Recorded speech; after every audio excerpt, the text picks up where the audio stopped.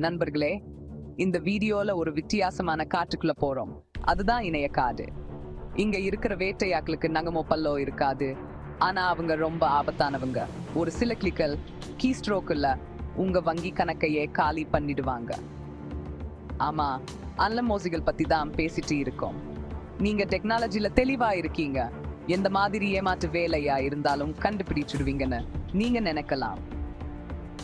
ஆனா இந்த மோஸ்டி பேர் வழிகள் ரொம்ப தந்திரமானவங்க. அவங்க யுத்திகளை மாத்திக்கிட்டே இருப்பாங்க. டிஜிட்டல் காட்டுக்குள்ள தங்களை மறைச்சுப்பாங்க. நாம கவனமா இருக்கணும். இந்த வீடியோல ஆன்லைன் உலகத்துல பிழைக்கவும் ஜெயிக்கவும் உங்களுக்கு தேவையான அறிவையும் திறமையும் உங்களுக்கு சொல்லி தர போறோம். 10 பொதுவான ஆன்லைன் மோசடிகளை பத்தி பார்க்க போறோம். அப்போதான் அவங்க உங்களை ஏமாத்ததுக்கு முன்னாடி நீங்க அவங்க கண்டுபிடிச்சிடுவீங்க. இந்த மோசடிகள் எல்லாம் மீன் பிடிக்க மாதிரி இமயங்கள் அல்லது போலி வலைத்தளங்கள் மூலமா நம்ம தூண்டில போட்டு பிடிக்க பாக்குறாங்க. லாட்டரி வழுந்திருக்குன்னு சொல்லி உங்களுக்கு எப்பவாவது மெசேஜ் வந்திருக்கா? அதெல்லாம் நம்பாதீங்க. உங்களுக்கு சீக்கிரமா கடன் வேணுமா? அதை பயன்படுத்திக்கிட்டு சீக்கிரமா பணம் தட்டுறோம் சொல்லி நம்ம ஏமாற்றுவாங்க. ஏதாவது முதலீடு ரொம்ப நல்லா இருக்குன்னு தோணிச்சா அது பொய்யா இருக்க வாய்ப்பு ஜாஸ்தி. எந்த ஒரு முதலீடு பண்றதுக்கு முன்னாடியும் நல்லா விசாரிச்சு பார்த்துட்டு முடிவு பண்ணுங்க.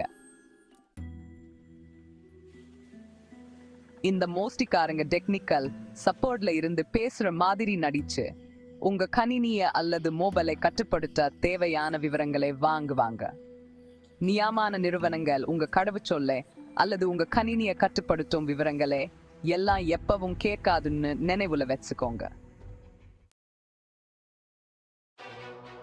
கனவு மாதிரி வேலையா அல்லது மோசமான கனவா?